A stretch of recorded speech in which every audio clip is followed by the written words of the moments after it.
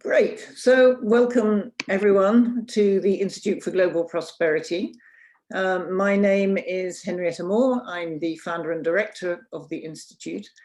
And it's my pleasure this evening to welcome everyone and to thank you for joining us for what is a very joyful occasion. We are launching tonight the book of one of the newest members of the IGP. So let me get right into that, introduce Sertaç herself and also those who will be taking part in the evening's discussion. So Sertaç Sehlikoglu is a social anthropologist who specializes on human subjectivity, agency, and imagination. And she's come to the IGP to run really wonderful European Research Council project on politics, populism, and the imagination that grew out of her early work on Istanbul, which forms the subject of the book we're launching this evening.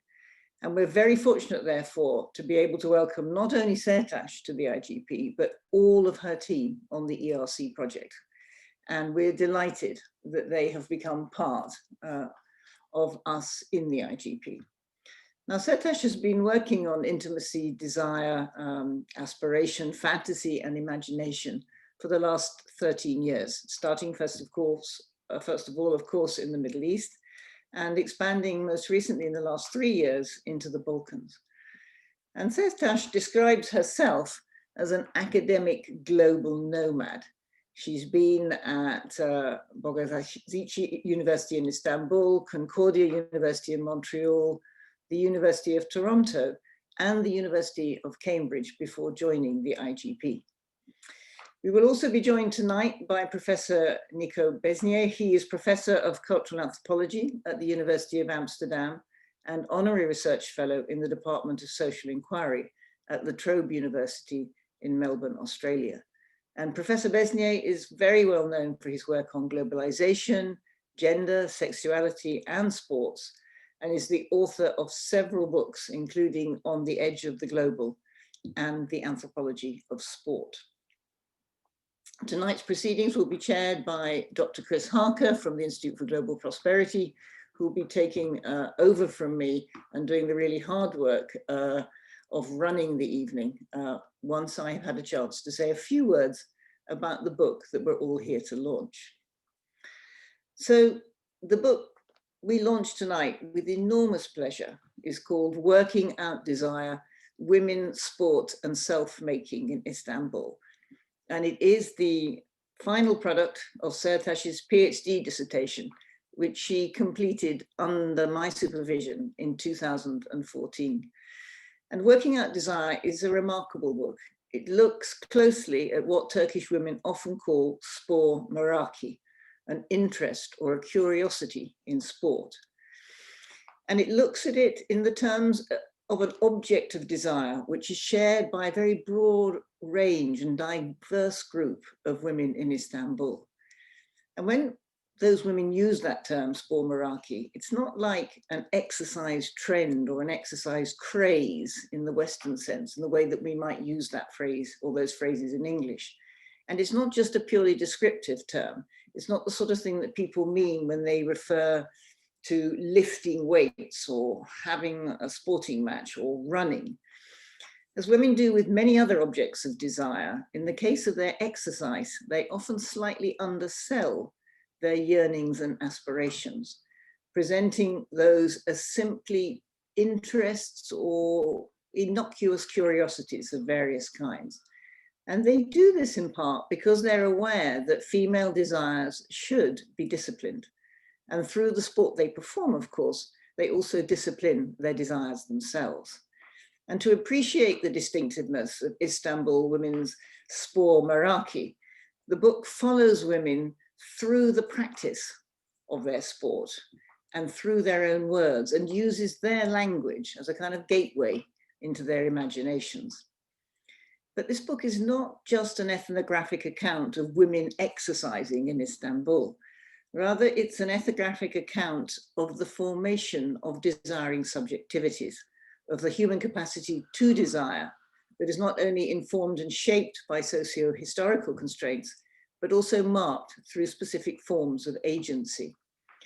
Desiring subjectivity is rooted, of course, in aspirations, in fantasy, and in anticipation within and beyond the realms of sex and sexuality. And tracing a form of subjectivity with such extensive operations is possible really only by focusing on a particular object of desire. At the time that Sertaç was doing her research, gym culture was really taking hold in Turkey, as of course elsewhere in the world, with all of its connotations of self-improvement, health, and vitality. But Istanbulite women do not merely absorb global trends and concepts, but they actively engage with them and shape them through alternative ways of imagining their activities, through alternative ways of imagining spor, merakı, and associated ideals like cosmopolitanism. So as I've suggested, spor, merakı connects a diverse body of women to one another through their different readings of their collective object of desire. And the book asked, what does this connection tell us about the formations of objects of desire in general? The book studies the connections women make through their sport from three different kinds of angles. First of all, through an understanding of the gendered self. Secondly, through the actual space that they inhabit, which is the city of Istanbul. And thirdly, through the historical prism of neoliberalism and the specific forms it takes and has taken in Turkey. And this three-angled approach determines the organization of the book and gives it its specific flavor and character and intellectual heft and weight. Now, I've been very fortunate to be able to follow Sertaç, to see her write her project, to create a dissertation and to turn it into a book. And it's my very great pleasure to tell you that one of the things that you should definitely do immediately after this event is finished is to go out and buy it. So you can buy it if you're in the UK, Europe, or the Middle East from the link in the chat box, which we'll put up.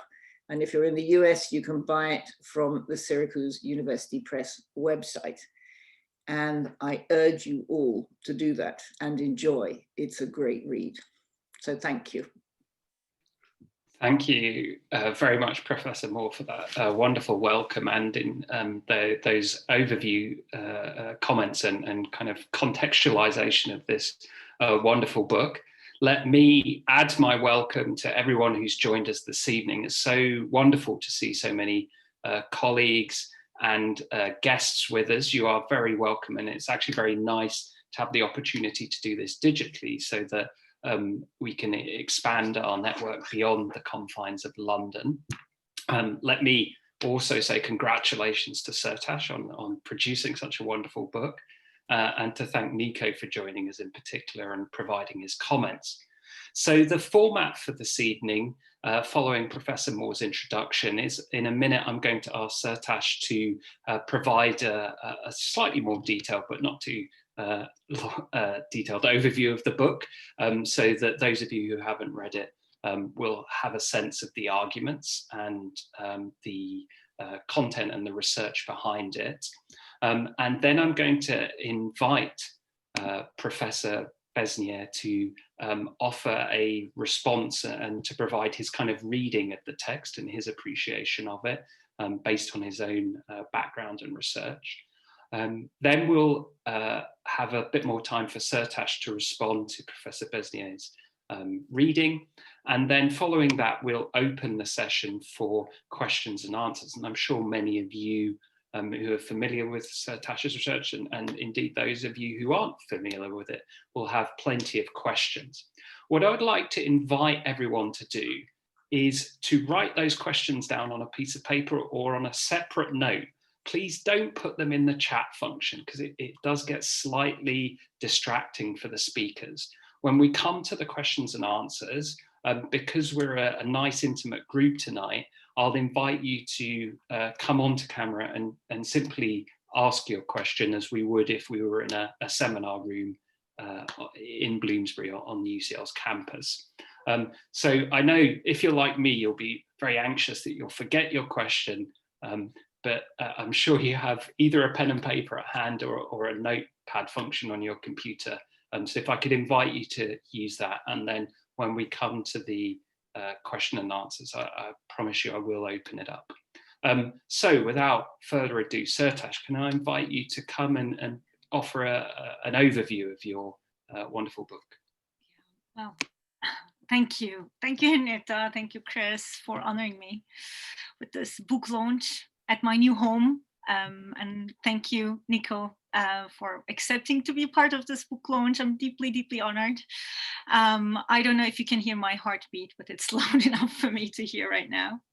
I will talk while sharing a couple of visuals, actually, because I find the ethnography quite colorful. I don't know, can you see my screen being shared right now? Yes, we've got the...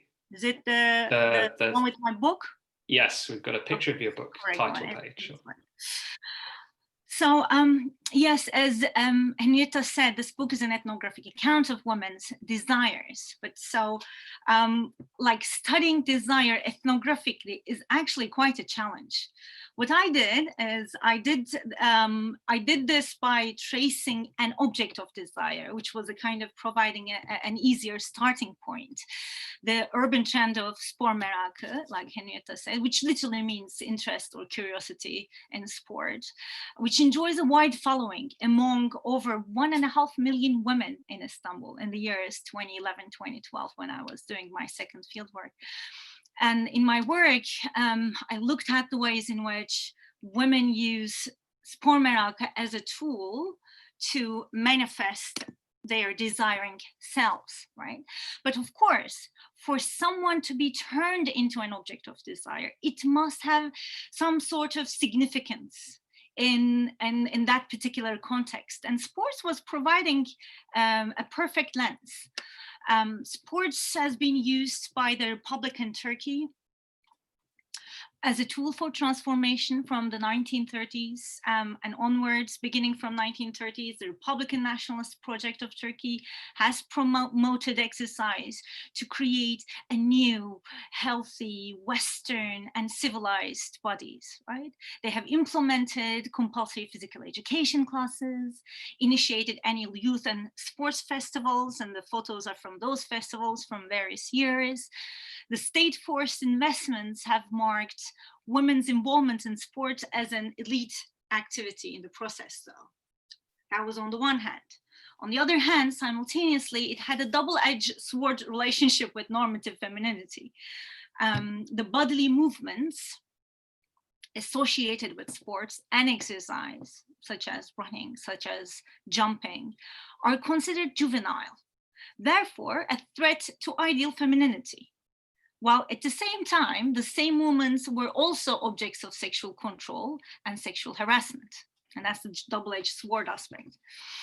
And of course, the contrasts between expectations of the state for women's more involvement and the existing social norms, both heavily gendered, had created a tension. As a result of this tension, even after Turkey's decades-long investments, what we were seeing in 1980s, 50 years later, was that there was a public resistance when it comes to women's and girls' participation in sports. The compulsory physical education classes in high schools had been famously opted out by girls, with the help of fake medical reports that all of a sudden all girls have some like physical difficulty to exercise.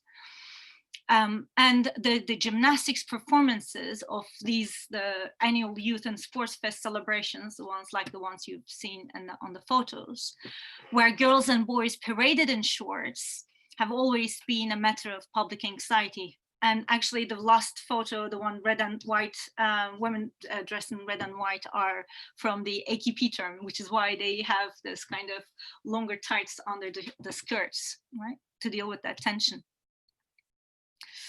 And they were creating public anxiety. The Istanbulite women's spor merakı does not reflect the Republicanist ideology, however. Neither it does reflect an immediate fit to the normative expectations.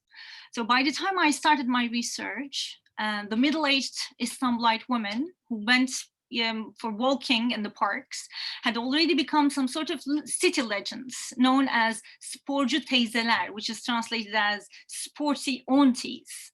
While the outdoor gyms replacing playgrounds in public parks were strange to the majority of Istanbulites, they were nevertheless swiftly discovered by the middle-aged women, often wearing long robes and large headscarves. And the contrast between these unfit, joyful, ordinary, and often covered bodies of Istanbul's sporty aunties and the fit, disciplined, serious, less covered, and elite bodies of early Republican sportswomen form the heart of this research. These contrasts, I'm going to play a little video here. These contrasts present one of the few occasions where the veil drawn over women's agentive desires become more transparent and can be captured ethnographically speaking. And I tried to study this multi-layered and admittedly very colorful desiring selves of Istanbulite women in my book. Taking a feminist approach, I refuse to simply see Istanbulite women as mindless followers of a neoliberal trend, though. Rather, what I do is I develop a multi-layered analysis of how women use spor merakı to manifest a desiring self that takes them out of the domestic zone, like Henrietta explained, physically, emotionally, and also imaginatively. This project and the extensive fieldwork have allowed me to develop a new approach vis-a-vis a number of classical and contemporary themes in anthropology of the Middle East. It has led me to formulate desiring self-making. And anybody who is familiar with the literature on, the anthropology of the Middle East will immediately realize, how this is actually different than the dominating analysis of self-making, which is now pious self-making or ethical self-making. Right? I use the concept of desire as a way to gloss a wide range of aspirations, needs, and longings. Desire in my book is beyond the moment it is felt, experienced, or even yearned for. It is formed through a series of social and historical makings. I formulate desire as a human capacity to seek new possibilities and the ability to dream and to fantasize, all of which are not only aspects of subjectivity, but are also deeply rooted in human agency, right? It is this agentive capacity of desiring selves that, in my argument, enables women to transform the meanings and categories that limit their bodies physically, temporally, and spatially toward the formation of a collective trend. So spor merakı then there is the product of their ability to act against multiple and often opposing norms, like the ones I stated at the beginning.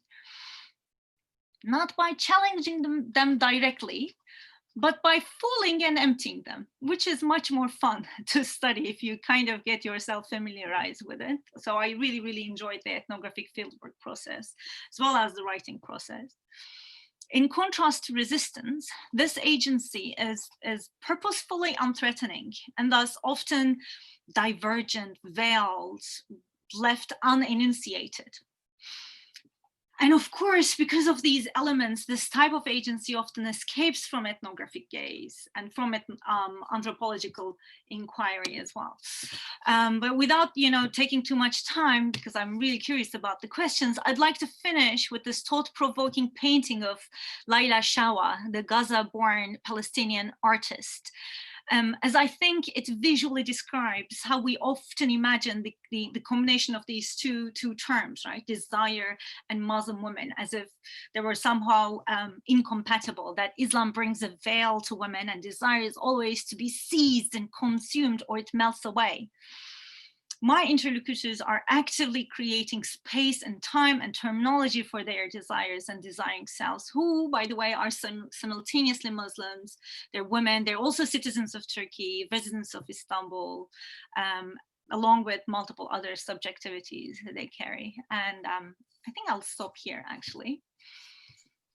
Thank you, Sertaç. That was a wonderful overview and introduction to your work. And I thank you for giving the screen back. So let's move straight into our, in geography circles, we call these kind of things author meets critics.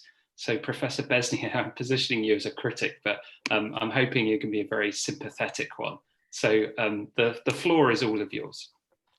Thank you so much. I'm delighted to be part of this lovely event. After reading Sertaç's version of Sertaç's book a couple of times, and there is something really serendipitous about my participation in this event, in the sense that I'm actually talking from Turkey, which explains a little bit my casual garb. It's a bit later than in London here. And I'm surrounded by these sort of state-instituted outdoor sport spaces. And I keep thinking about Sertaç on a daily basis as I drive by them or walk by them, although I still have to spot any sportsu teyzeler, which I have not come across yet. Anyway, so the book is wonderful. The book really demonstrates in novel ways how our received ideas about the intersection of sport, religion, desire, agency, neoliberal modernity, gender, and more generally normative practices and ideas need to be rethought. So how can one wear a hijab or an abaya and at the same time attend to one's body and fulfill one's desires for health, fitness, space of one's own? Why is this so difficult for anthropologists and obviously the broader public in the global north to understand? So the book addresses essentially how can we understand the fact that ordinary people engage with multiple frames of social and cultural reference at once. So spor merakı articulates with the global turn to health and fitness that began arguably in the 1980s at the moment, surprise, surprise, when neoliberalism was taking hold in our everyday lives. So what does this articulation tells us about the place of Turkey in the world, the place of the sport aunties in Turkey's current social and political context, and the place of sport in people and fitness and self-cultivation in people's lives in general. I was particularly taken by the focus, by the argument that banality, the ordinary, the everyday is where we can extract insights into what makes sociality possible, perhaps more so than the spectacular, the ritual, the valued, prized aspects of our lives. And this is particularly poignant in the current crisis that we're all part of, namely when the ordinary, including what we do with our bodies on an everyday basis, in fact becomes the object of so much non-ordinary attention. The book is a perfect illustration of what my colleague Susan Brownell and I have been advocating, particularly in the book that Henrietta mentioned in the introduction, namely the anthropology of sport, bodies, borders, politics, biopolitics, namely to demonstrate not so much what anthropology can bring to the anthropology of sport, but how sport can become an ethnographic lens through which anthropologists and other social scientists can address broader questions about social, cultural, and political dynamics. At the same time, sport, I think at the same time, one of the important points that is subjacent in Sertaç's book is that sport can mean many different things. Is it at one end, one's cultivations of one's body to keep old age ailments at bay, or a project that stretches the extreme possibilities of the body, which is anything but cultivation, namely the hyper extension of the body in high level sport. So one question is, what kind of sport do we mean? And what broader issues in society, culture, and politics they shed light on? The book is both charming and important. It's charming because the image of the sportsutezler, the sporty aunties, is bound to bring a smile into anybody's face because of the complete lack of concern about what others may think while maintaining their abaya-clad dignity. It's important because the book touches on subjects that have been rarely tackled until now, and does so in a way that demonstrate what it is important to tackle them today. For me, the issue that the book raises that is particularly important is how the biopolitical regimes of bodies, health, and gender that emerged from the global neoliberal order are locally understood and implemented. What are the mechanisms that compel the sporty aunties to take part in similar body regimes as so many other people around the world? Is there, in fact, any escape from the juggernaut of neoliberal ideologies of body, health, desire, even though it takes many different forms in different locations? I will let Sertaç address some of these issues. Thank you. Thank you, Professor Besnier. That's not a small question to answer, Sertaç. I'm glad I have to respond to it. Just start answering his questions, and then I'll summarize the entire book. And yeah, exactly. See pages 1 to 200. Sertaç, please, if you can respond, please do. Thank you very much, Nico. That's brilliant and very lovely as usual. So I want to, I think, start with saying a couple of things about the multiplicity of the meanings of sport, right? You were reading the earlier versions of some of the parts of my book, and that conversation was very, very helpful to me. That when people are using the word sports, so there are a couple of meanings of the term sports that was being lost in translation when it was being translated. From English to Turkish, or from French originally to Turkish. But one of the things that was very interesting for me was the way women were imagining themselves while they were referring to themselves as sporcu. So sporcu is a word I wasn't sure how to translate, because it can mean sportsman / sportswoman, gender neutral term, or it can mean sporty, right? If we are kind of trying to, but it can mean both at the same time. But sometimes women, even when they were doing, half an hour fast walk and taking a selfie, sharing on social media, they refer to themselves as sporcu. So there is something quite aspirational about being a sporcu, right? Sporty person or sports person. And that was very important, I think, that because from the kind of if we trace all the kind of historical meanings attached to changing yourself through sports, right? The way, starting from the way sports was introduced to wider public in Turkey, it's kind of seen as a tool for self-transformation or self-improvement. So referring to yourself as sporcu is also a way of telling that you are kind of working on yourself. And that was one of the kind of interesting and important aspects women were playing with, I think, and the meanings. And the other thing I wanted to say is, again, related to how not so you ask one question about how the meanings of sports was translated to various contexts, etc. And the other was about the global trend starting from 1980s, encouraged with neoliberalism, etc.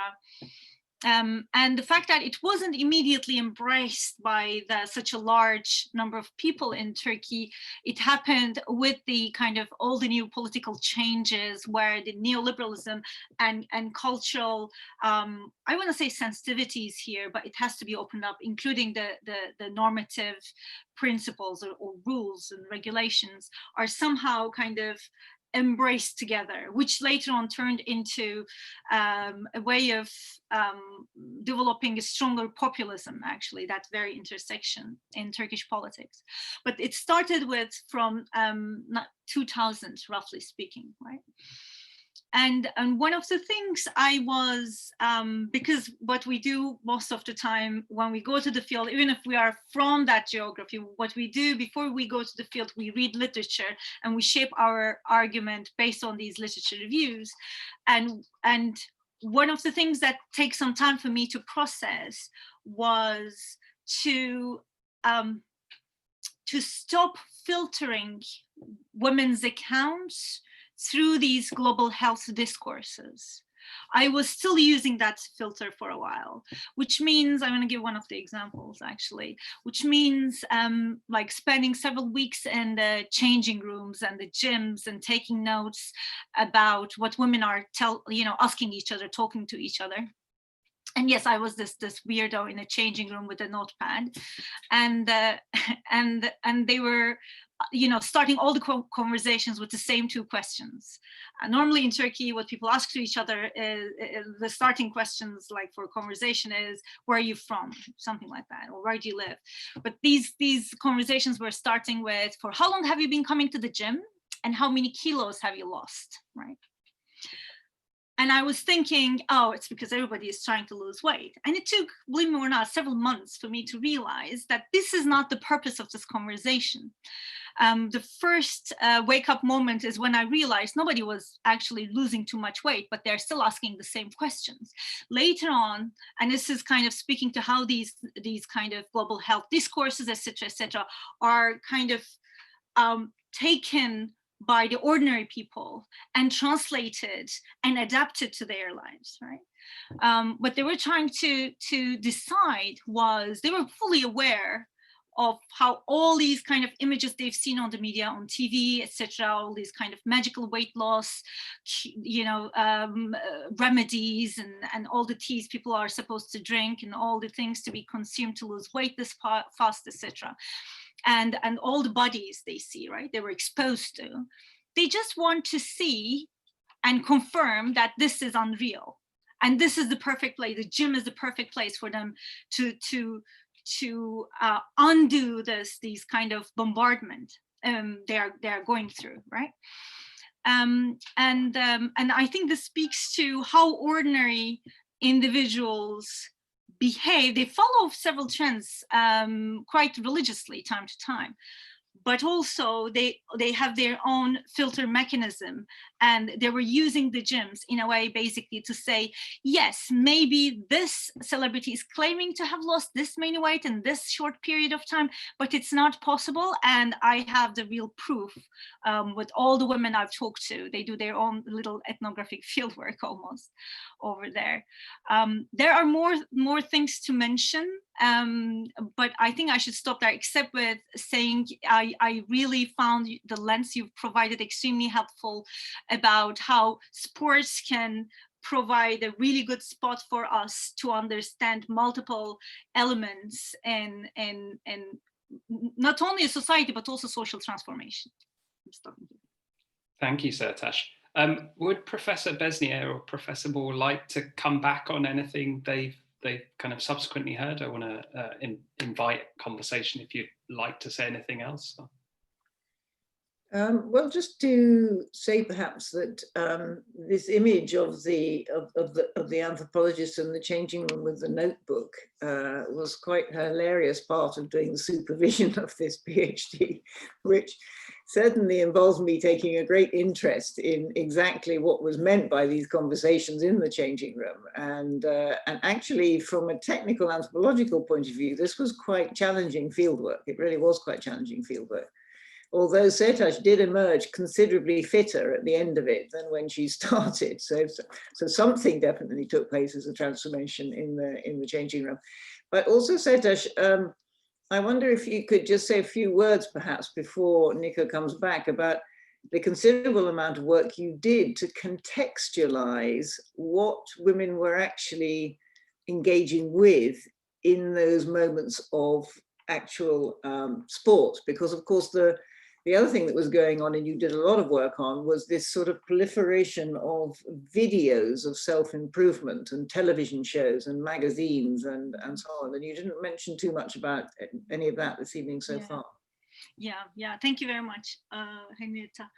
So yes, one of the things, so Henrietta mentioned it and I mentioned it, that it's kind of, I believe it would be very quick to come up with a decision or a conclusion when, I'm doing an interview, women are telling me that they look up to Ebru Şallı, the kind of Pilates guru of Turkey, who's a kind of fashion model as well, right?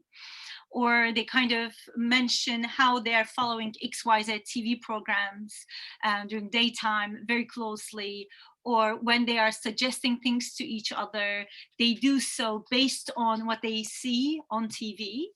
And one of the things I decided to, it was in the actually last quarter of my fieldwork. I think I spent about 3-4 months, definitely spent at least a month to gain permission to do interviews and enter the studios, etc.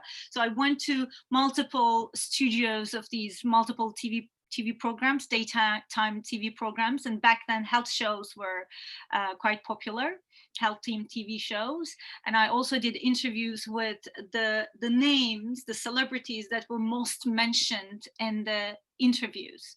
And when I went to so one of the things we miss when we are doing an analysis of neoliberal system is we tend to kind of see again, I'll repeat the same word, ordinary individuals as some sort of mindless followers, right? The kind of as if the neoliberal system is coming from top down and the ones at the bottom are just following them. But also, I don't want to use the top and bottom distinction very much. But when you go to these TV studios, when you talk to Ebru Şallı, you realize actually they have, and I did a kind of very long interview with Ebru, they have changed their career path and they have cultivated themselves to make sure they are those role models. They are attracting attention, right? Which is like when you say like this, it's kind of theoretically very true. It makes immediate sense. But like, being part of these meetings also make you realize how they're really working hard to make sure they themselves fit to women's desires and their expectations, right? So then it is also, again, immediately telling me and telling us how it's important to recognize these processes as a very active self-making process, right? Rather than just passive one. And I'll stop here. Mm-hmm. Professor Bezier, would you like to come in? I'll ask a very banal and predictable question. Namely the current pandemic. So as you know, Turkey has gone on a new lockdown as of Saturday. And I know that you have not returned to Turkey for a little while, but the socio-cultural with whom you are in contact. So how has this year affected their projects of fitness, of health, of sporting activities? Thank you, Nico. And so the gyms were closed. Many of the gyms were closed, but some of them were not. They just reduced the number of people who can attend, and they kind of implemented all the social distancing rules, especially with the kind of public gyms. But since it was quite warm in Turkey up until recently, it's really hard to kind of. I'm more curious what will happen from December onwards, because when the weather is relatively nice, women can go to these outdoor gyms, which they were doing quite a lot, except with the ones who were over 65 for a while, because they weren't allowed to go out, which was a huge challenge for them health-wise, both physically and mental health issues were also rising up. But being able to use the parks was helping women quite a lot, actually. It's actually freezing in Yeni Shakran right now. Is it? Yeah, it will kind of get much more challenging for women from this point. I will update you, definitely. Thank you. Well, thanks to all our panelists for the comments thus far. We're almost at the point where I'm going to invite questions from the audience. But before I do that, because I know there will be a lot and I'll get deluged, I'm sure, I'm going to take the opportunity to ask a couple of questions myself as chair's privilege. I was saying to Sertaç, I was delighted that I have the opportunity to chair, not least so I get to contribute, because I know there will be a lot of people who want to ask a lot of things. So I wondered if you could say a little bit about a couple of things. So we've heard a lot about neoliberalism, but one of the things that was that I picked up on in your description, and I'm absolutely by no means a Turkish expert, but how the changes that you've talked about and when you did your field research map onto political transitions in Turkey, and very crudely the rise of the AKP as a sort of representative of political Islam, and the transitions that take place crudely from a kind of secular republic to a post-secular republic. So if you could just, I've sensed this kind of an important context there that you could perhaps speak to. And then secondly, I know in some of the papers that you've published, you talk about the importance of embodiment in terms of your research, and we've already heard a little bit about that. And I wonder again if you could just say a little bit more about both the challenges. I didn't hear the word you said before, embodiment.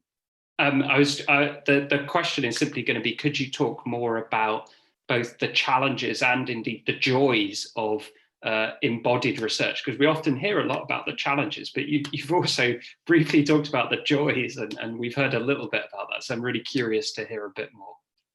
I'll start with the second question, because that's very immediate, straightforward answer. I got so fit doing fieldwork. It was such a joyful thing, and Henrietta was also witnessing that. I was losing, so women are asking questions to each other. You've lost, how many kilos you, and I was losing a lot of kilos. That's the question. How many? Not how much weight, but it was like how many kilos, right? And also because you're exercising, and because I had to go to multiple gyms, right? I went to, 2 working class gyms, 2 middle class gyms, and 2 upper class gyms. And you have to work out when you are hanging out with people there. So I got fit, which means I was considerably thinner by the end, slimmer by the end, which made me an object of oogling or observation. So women started asking questions to me. And I was trying to use this as an opportunity to talk further with women, but sometimes that was getting challenging. But the real challenge wasn't how women were kind of looking at how much, and they can remember how much weight you lost from which parts of your body. Okay, and that's the kind of intimacy that's created in these spaces, and that matters quite a lot, actually. But real challenge was afterwards, when I had to sit and write nonstop. And then I was gaining all the weight back with even more extras. That was the challenging part. And it's a very straightforward answer, to be honest. So for the political aspect, the analysis of the political aspect was quite crucial, but I did it with, so I used a different strategy when I was writing this part in my dissertation. I combined the analysis of the change in city Istanbul, because that was also very central. So the women I am interviewing with, who are my interlocutors, were all Istanbulite women, which means like some of them were telling me how they grew up in the kind of more rural areas and they never needed to exercise, but then that need emerged after they moved to the city, right? Because you can't walk that much. When you walk, it's kind of, there's pollution, they say they digest so much dust is the kind of so it's difficult to maneuver through the city as a woman as well. So they were actually changing the topography of city with this spor merakı, right? So all the kind of walking paths were being installed, but the parks were also changing. And the way their I'll say demands here very thinly, their demands were recognized was because of how useful it was for the neoliberal conservative party that still is in power. But I put the analysis of the political transitions of the city, political transitions of Turkey, and I read it in line with the changes in Istanbul. So we need to kind of understand the women's influence in the city. We need to put this into perspective by analyzing all the political changes that took place in Istanbul, right? So I talk about one of the first big neoliberal mayors of the city, Dalan. So I kind of talk quite extensively because he also tried to use the ideology, sports ideology, to transform the city. But before him, there was another mayor who was Republicanist, and he used it differently. And how women's desires were recognized towards the end, how their desires were also used as a token for political gain by the current regime is how I analyzed it. I can open this up, but I'm not so sure if you need all those details. That might take extra 10-15 minutes, but this is how I analyzed basically, because all these changes were like the republicanist perspective of civilizing, the civilizing mission that later on kind of was replaced by another neoliberal ideology later on by Dalan, which was changing the city, which was then contributing to the increase of concrete in the city, which indirectly, later on more directly, contributed to women's need to find spaces to walk around, to physically be active around. So this is how I put the political analysis basically into perspective. Mm. Thank you for answering those questions, Sertaç. Okay, so without further ado, let's open it up for questions. So what I would like to do is invite people who are comfortable to come onto camera. And if you have a question, can I simply ask you to use the chat, and you can simply put a lowercase d. And the reason we use lowercase d's is it's supposed to represent a little round head with the hand in the air. So it's a little bit primary school, but it works quite nicely. It's quite a quick way of managing questions. And I have already got a request from Fatima to ask a question. So Fatima, please, can I invite you to come on and ask your question? Hi, everybody. Thanks, Chris. Thank you, Sertaç, for your wonderful book. And I actually, when I was reading it, although I have to admit that I could not finish it up until now, but when I was reading it, it reminds me so many developments that were taking place and are taking place in Iran. And this parallel is actually very interesting. So thank you so much for that, because it brought me a lot of thoughts and ideas. So I have a question regarding the concept of resistance. I know that it actually might cause some sort of, the backgrounds that the ideas and the notions that are behind this concept. But in a way, when I read your book, it seems to me that you're talking about an embedded resistance in a way. Or let's say unresisting resistance, but this by this Istanbulite women. And in a way, you're trying to actually go beyond the dichotomy of resisting subjects and the domination sort of by binary oppositions that is widespread in the literature, especially when it comes to gender in the Middle East countries and societies. So, and this obsession and preoccupation of feminists with this resistance as a notion that they're trying to explain everything or so many things with that term. And as I remember, I also found it in a very famous book on Turkey, written by Nilüfer Göle. She actually also talks about resistance in a modern mahrem, the subjects that she called them. So my question is basically, you're trying, it seems that you're trying to, in a way saying that these women redefine their own religiosity, they redefine their own femininity through actions, and also maybe they redefine their own resistance. Is that true? And if this is the case, and also, I mean, as a consequence, we have also this appropriation of the space, appropriation of places, and changing the topography of femininity and masculinity and all these issues. So in a way, so the first question is that true? Is that true that you're trying to say that they own, through practical means, they try to redefine their own resistance and femininity through different kinds of actions? And if this is true, then what is, or what might be the contribution of this to other areas? I mean, Chris already asked about the implication of these practices in political sphere.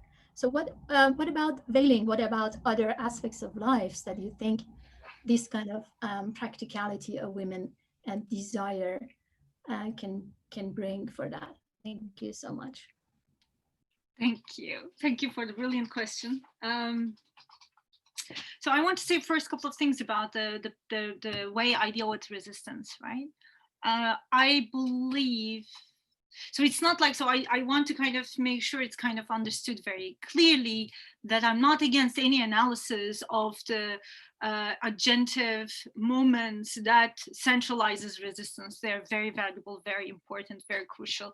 But it's more about being able to capture that doesn't immediately meet the eye. And for this, in my case, my advantage I define agency as this capacity to create a change in the wider operations. And my advantage was that enabled me to capture agency in a kind of broader way and to capture the change was I was in the field in 2008 and then again in 2011, 2012. So I was able to, so we don't do in anthropology, we don't do longitudinal research, but because I was interested in this project before I started my PhD, and I worked with Homa Husfar, a shared friend, I was able to see the change, how women are changing, and that was enabling me to talk further about how women themselves have changed. And I need to kind of clarify, when you ask a woman or any individual, when you ask a person in an interview setting, did you change in the last couple of years? They might or might not give you detailed account of this. But when you meet them in like 4 years apart, it's kind of, how to ask much more focused questions. Were you doing this? Were you doing that? Or were you feeling uncomfortable 3 years ago when you first went to the park? So the kind of, what I'm trying to say is that such a longitudinal research is something we don't do very often, but I think it kind of, my research has benefited a lot from these kind of 2 separate long visits of fieldwork. And it kind of enabled me to see the to focus on agency beyond resistance by following the changes, okay, by asking them about the changes that were taking place. I first want to say this, but about your 2 questions, actually, I'm not immediately saying women are changing religion. No, I'm not saying they are changing resistance either, because one of the things we don't know is, so I don't expect these women to kind of support any feminist cause necessarily, just because they are able to kind of change their selves, right? But they might or might not. So we need some time to see this. So I'm not immediately arguing, it would be too quick to argue that. But what we are seeing, another kind of additional time to these kind of 2008, 2011 timeline, is when I was finishing my book, I was still talking to several of my interlocutors, and I could see they were creating a change in their life at very kind of like bold levels, right? So that's why I'm unclear. They might or might not say, what they are doing is a form of resistance. It's kind of unclear here. But it still, I think, influences the way we look at, or we can understand, the areas where an immediate challenge is not possible, or immediate resistance is not possible for various reasons. The reasons why my interlocutors were not kind of part of any, very few of them were, but most of them weren't part of any like feminist cause and movement and activism, etc., was because they were kind of under pressure of multiple and different other control mechanisms. Most of them, to begin with, are uneducated.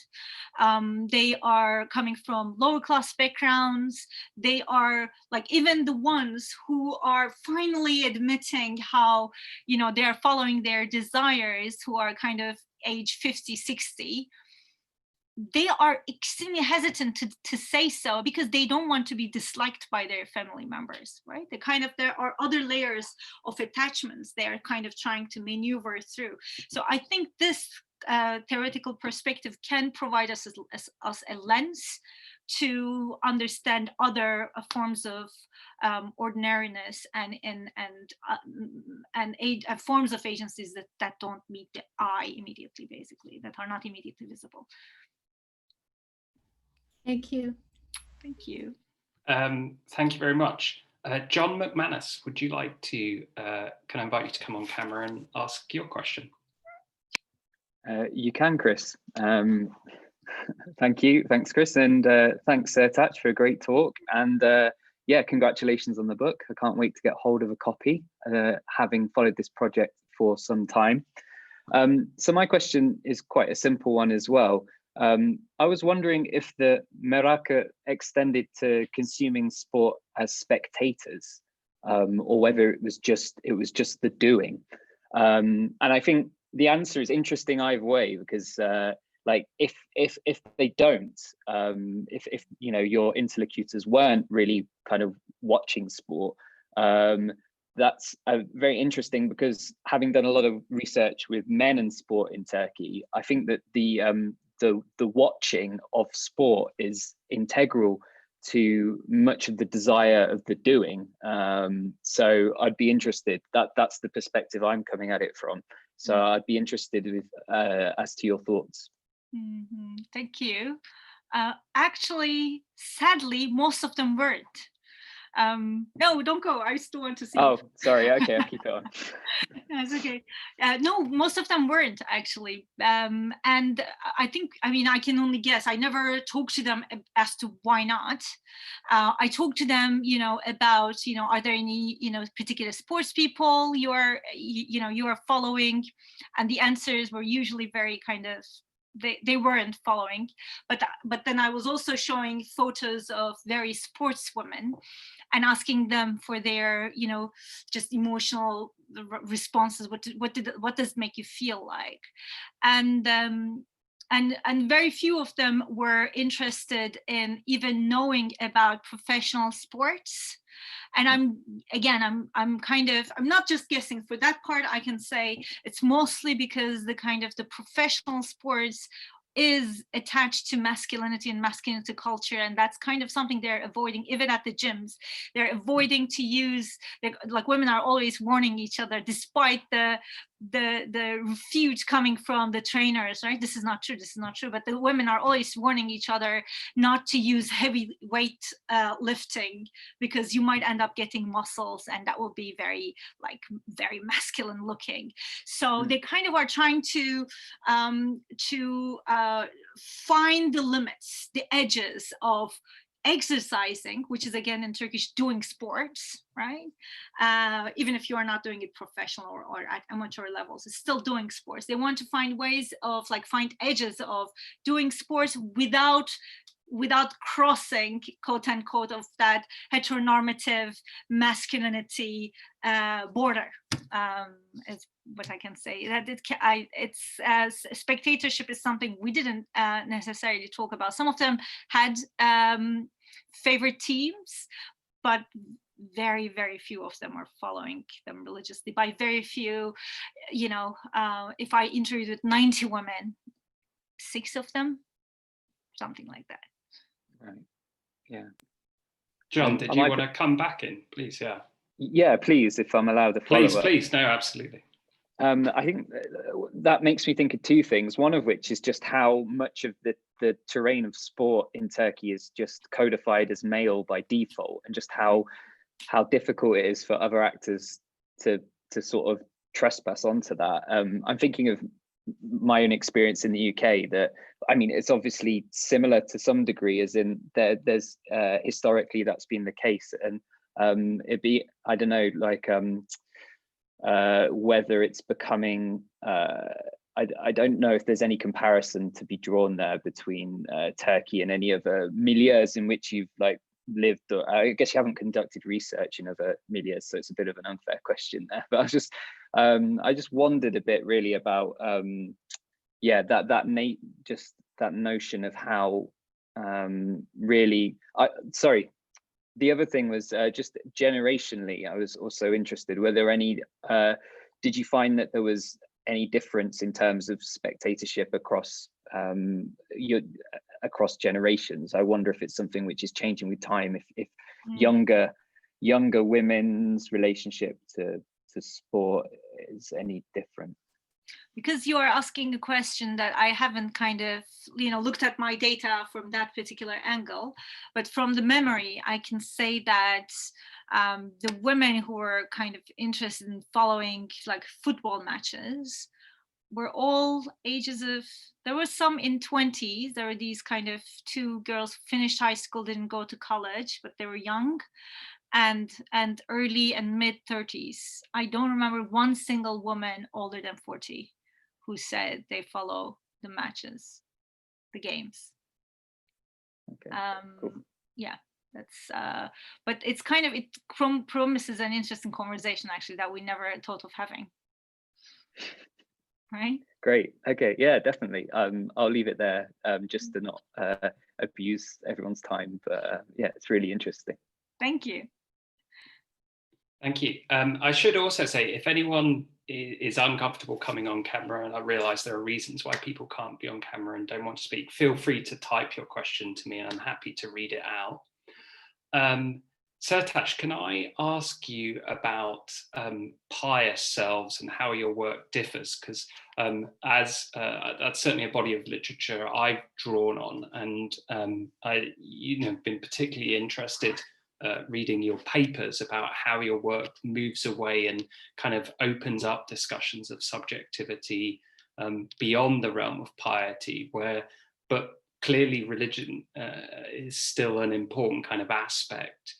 So could you kind of summarize your arguments a little bit for people who haven't read your work? Yeah, sure, with pleasure. So it's like, to me, it's very interesting how in the anthropology of the Middle East, anthropology of Islam as well, like there are very important influential scholars who attempt to drive the conversation away from an existing binary, right? Like sacred, profane, secular Islam, secular versus Islam, West versus Islam, whatever it was. Like the piety, the kind of pious self-making literature, well, first by Sabah Mahmoud, was a kind of intervention to the post 9/11 context, where this kind of West versus Islam was really dominating, and there was a particular way of selfhood that being attached to Muslims, and it was highly problematic. So whoever is kind of tried to intervene into the binary thinking end up later on being appropriated to it, and that's very uncomfortable, actually. Like Sabah Mahmoud's project was very interesting, but then all of a sudden, within the span of 8 years, I suppose, we end up seeing, witnessing that pious self became the politically correct way of referring to Muslim selves.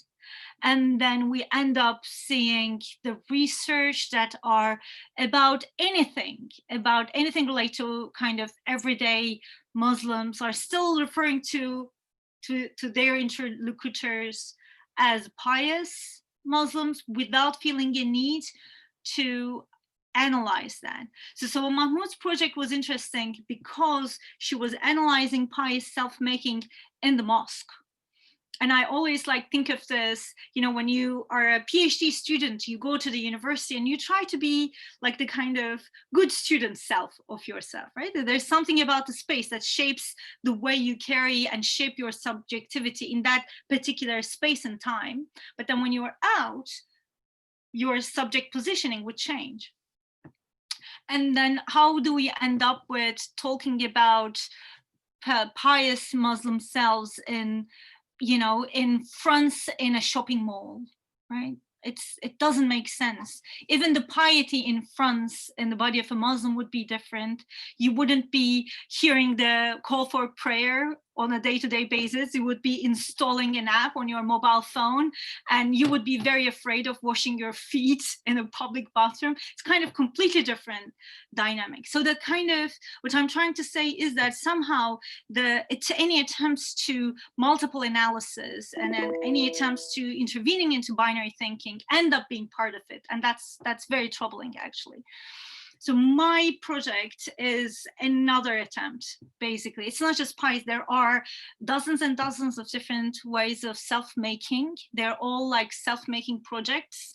And I want to look at one of the ignored ones, but my hope is there would be other ignored ones people want to focus on, and not, you know, one of the things I'm really afraid of is later on it will be part of another binary. That would be completely against my project, basically. So thank you for the question. Mm-hmm.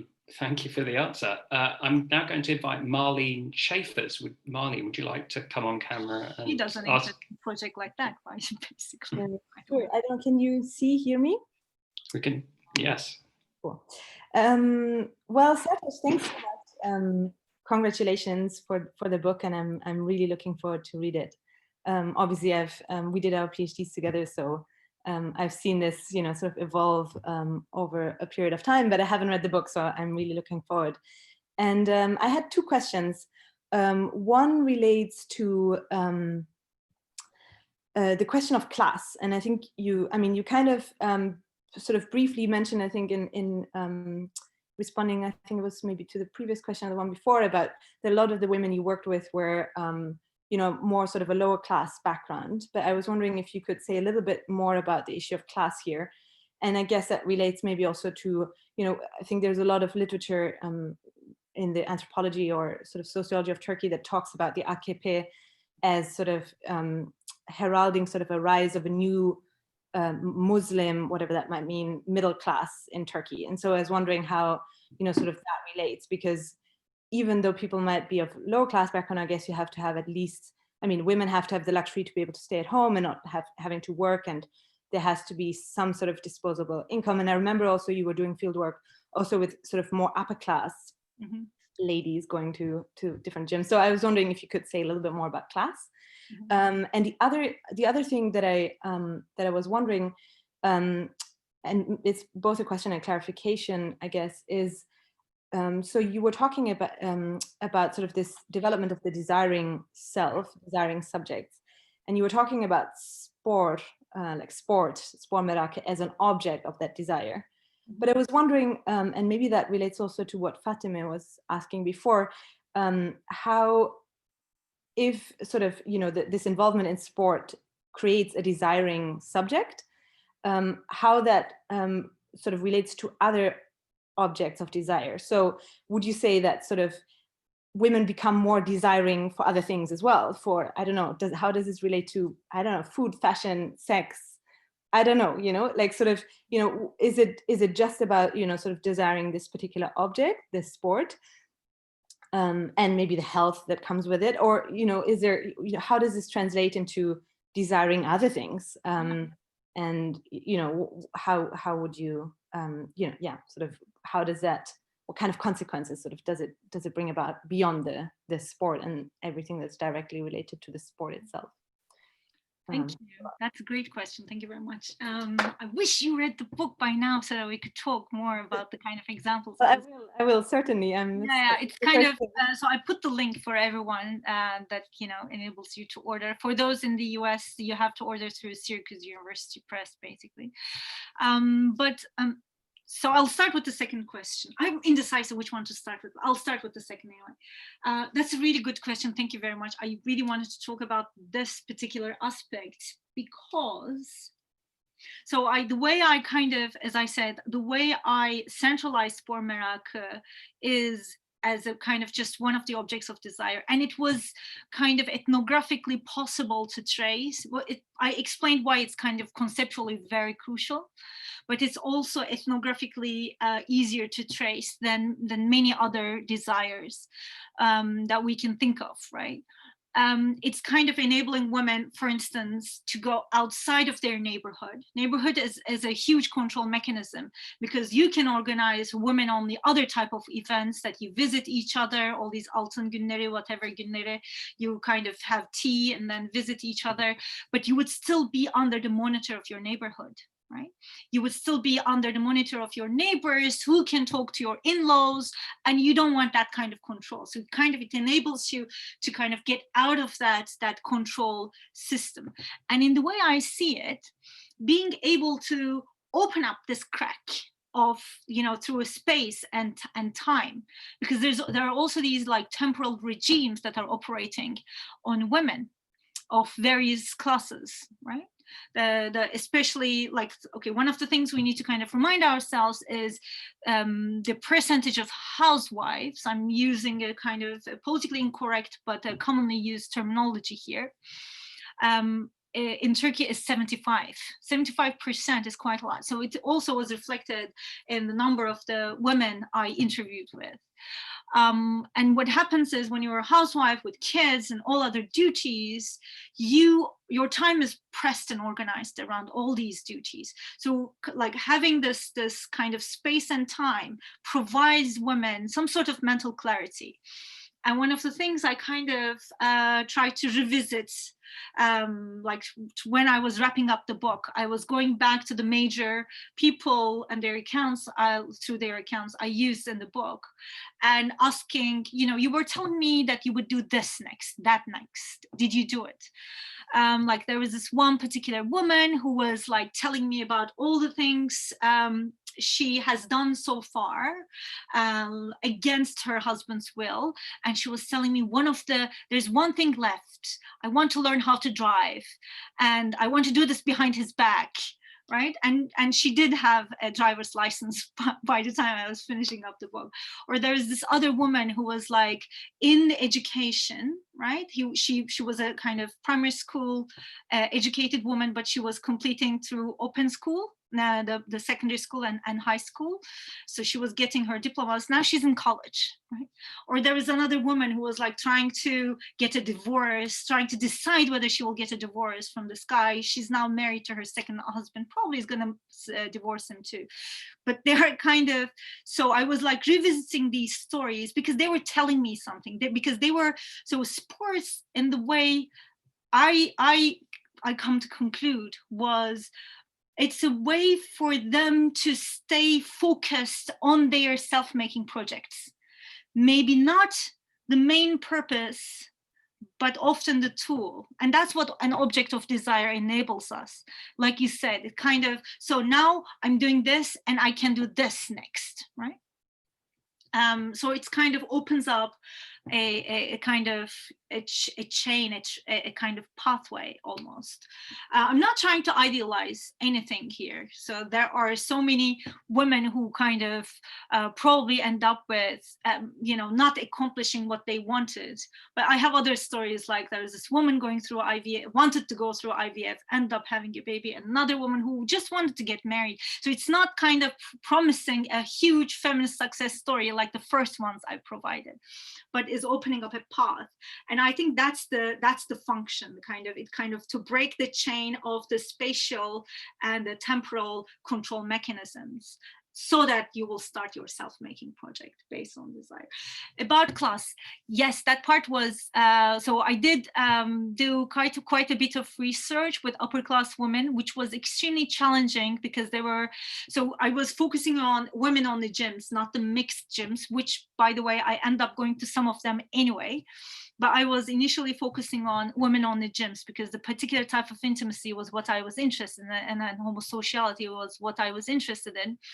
But when you are trying to get into upper class women on the gyms, it means you're immediately trying to get into the social environment of the new Islamic bourgeoisie, right? And it is extremely challenging. So you know me, many people here know me. I was like wearing hijab back then. It's not about where you come from, but it's about this particular class being formed, being extremely exclusive, but also is kind of, so many people were trying to become part of this, this new rising powerful class, right?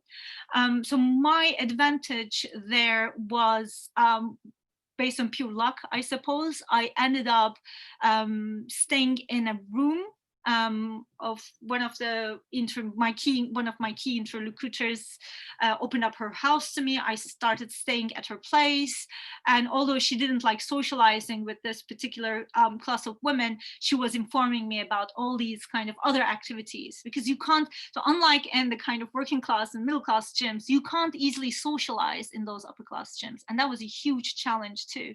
So you can't just randomly ask questions, where are you from, and then it's impossible. They were like, people are much more secretive there. And this was also strangely resulting in another thing, that sports or spor merakı was not necessarily a very central part of their self-making project either. And this is like a very clear thing I was seeing in the field.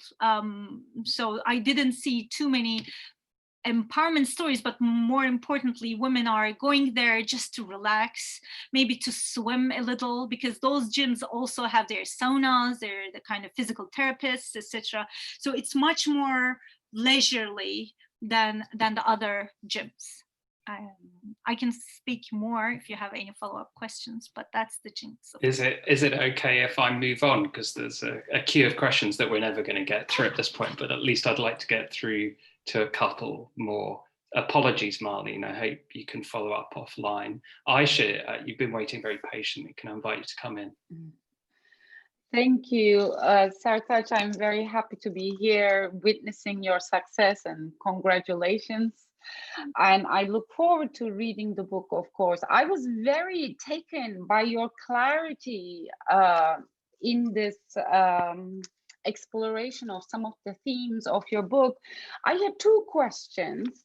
One is, why did you find self-making interesting in the first place? And why should we find it interesting? What inspires you about this? Because I'm still trying to get to the root of what to make of self-making, not necessarily as pious self-making. There are other types of self-making, as you're also saying and exploring. But why is it interesting in the first place? Because A, it may lead to empowerment. And in your response, you said, well, it doesn't necessarily lead to empowerment, right? And what would be the measure of success? And why should we looking for success stories here? What to make of the failures of self-making? Mm. And why should we valorize the success stories? So that's my first question. And the second question was a curiosity over your relationship with your interlocutors.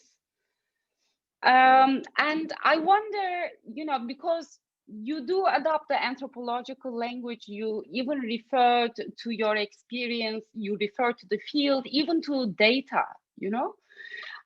So it made me wonder how you situated yourself in relation to your interlocutors and what they think about your interpretation of their reality, because that I find the most challenging thing in doing ethnographic work.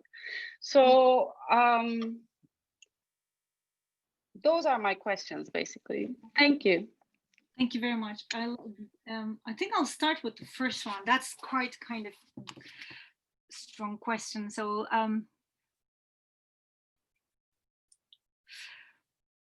so I don't think I kind of centralize success or failure necessarily, but I am using several of the examples as to, so the self-making wasn't my initial project. I ended up going there because this kind of, and also like desiring self-making was definitely not at the center of my interest back then. My interest, my initial interest before I went to the field was something about piety and sports, and then I go to the field and then it was a slap on my face that no, not the majority of the women who are attending women-only gyms are necessarily pious. Not a whole half of them were wearing hijab either. So there is something else going on in here, right? And so it kind of, I went through this process of trying to understand what is it that's exactly kind of binding women to these women-only gyms. And then self-making project ended up being the center of my analysis, because I believe that's what I saw in the field, really.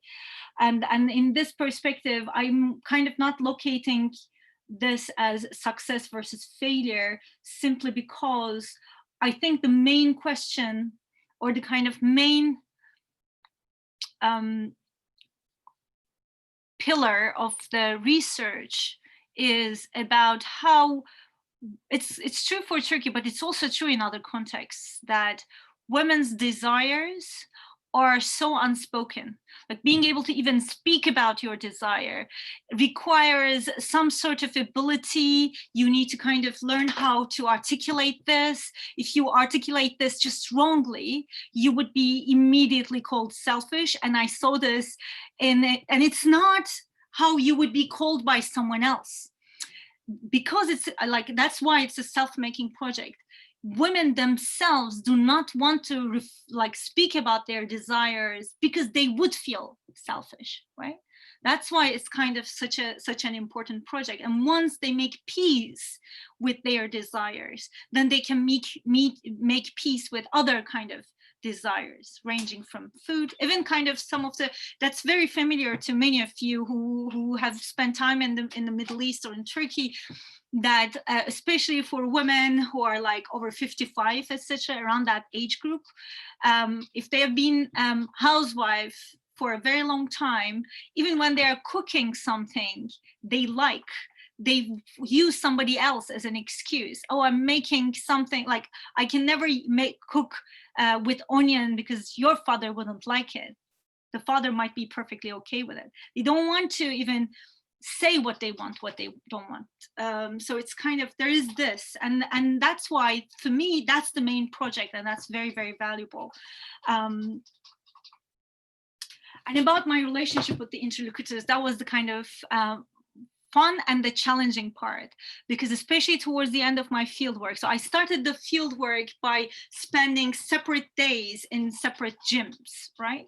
So when I'm in upper class gyms with that upper class neighborhood, basically I was seen as two things. One, I was a brand, and the brands mattered a lot for upper class women. Cambridge is a brand where I was doing my PhD, and that was kind of making my initial contact easier. But the second step was always a challenge, because I would end up being just a university professor, and their husbands like establish universities. So they see me as kind of somebody who would in the future work for themselves. So it's not very exciting for them. So there was this kind of two-layered tension I had to kind of maneuver through, right? But I resolved this by connecting to people through whom I ended up being friends with, because otherwise it would be very complicated for my emotional well-being as well, to be honest. And the other days I was spending in the lower class gyms, and that was the easiest part, because women are kind of very easy to socialize with. It's very familiar to me. I kind of speak the same language. They might first kind of question if, at the very moment they learn I came from abroad, right? They don't refer to America, US, etc., but coming from dışarıdan, abroad, or yabancı ülke, the foreign country, is kind of might make them stressed, which reminded me a little bit some of the confrontations we have witnessed in this newly famous TV series Ethos. They might kind of get a little bit stressed out, but I kind of could use the language because it's kind of my background as well, so it was easing out. And the relationship has continued. I'm very thankful to social media that enabled us to stay the connection. So I still visit them when I go, but mainly they're quite happy about being able to recognize in a foreign country. Like they're very happy that their stories are and the stories are not about any immediate traumas they went through. So this might be one of the easier factors that I didn't have to deal with, and my colleagues who have to kind of work on violence and trauma are kind of having much more difficult time in negotiating these aspects, I'm aware. So my topic was about their kind of something they enjoy quite a lot, and some of them I later on learned were quite unhappy that I didn't use their real names, because I had to gain like written permission for the publisher, and I just couldn't arrange it with especially the elderly ones, and I later on learned from their daughters that they were upset about that. So it is, but I'm kind of again highlighting the easiness of this element was completely coming from the particular type of research that I was doing. It's not the same for many of my colleagues. I'm fully aware. Thank you, Sertaç. I'm afraid that even though we're kind of mid-conversation, it's already 6:30 and we're going to have to wrap things up. So firstly, I just want to say thank you to everyone who's attended tonight and to everyone who's asked questions. My apologies to those who weren't able to ask questions. Please do follow up with Sertaç when you speak to her or email her next. Particular thanks to Professor Besnier and Professor Moore for their insightful comments and for provoking such a wonderful discussion. And of course, our most sincere and deepest thanks to Sertaç herself for providing such a wonderful overview of the book. It's literally hot off the press. The link, as Sertaç mentioned, is in the chat. So please do join me in both going and purchasing and reading the book, which I'm really excited to do now, and also thanking Sertaç for her contributions and thanking all of our speakers for their contributions this evening. So thank you very much. I want to thank everyone. Really, thank you for being part of today. I was so nervous and excited. And thank you, Henrietta, Nico, and Chris as well. Thank you. Thank you, everyone, and have a good evening.